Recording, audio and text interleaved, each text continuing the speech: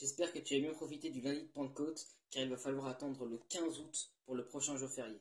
Tu vas me dire, j'oublie le 14 juillet, mais ce n'est pas une fête qui a un rapport avec Jésus. Et puis de toute façon, tout le monde sait ce que c'est. Tout le monde sait ce qu'on fête le 14 février. Alors que la Pentecôte, on sait que c'est un jour férié, mais beaucoup de gens ne savent pas ce que ça signifie.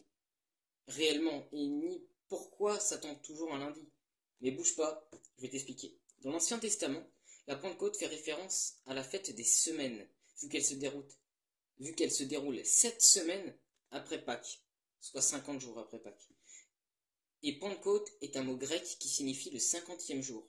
C'est pour cette raison que ça tombe toujours un lundi, comme le lundi de Pâques.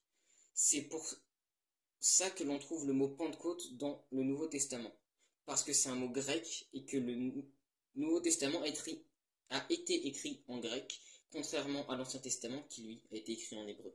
C'est donc à l'origine la fête des semaines, aussi appelée fête de la moisson ou la fête des prémices. Je te mets les liens en description pour que tu puisses lire les passages faisant référence à tout cela.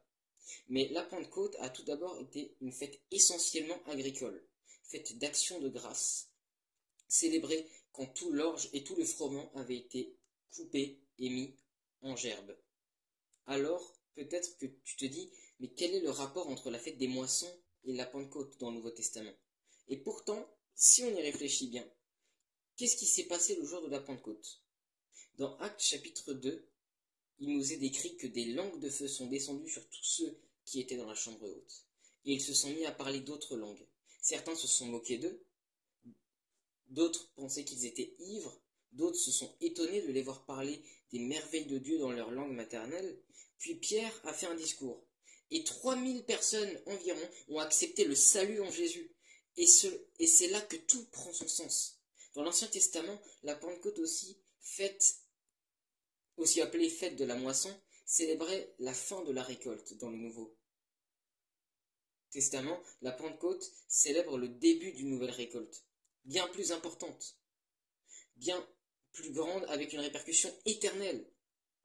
La Pentecôte marque au final, le début de la mission que Jésus a confiée à ses disciples, à savoir, aller et faites de toutes les nations des disciples, et sans oublier évidemment la venue du Saint-Esprit, puissance nécessaire pour accomplir cette mission. Tu peux lire ça dans Actes chapitre 1 au verset 8. Merci d'avoir regardé la vidéo jusqu'au bout.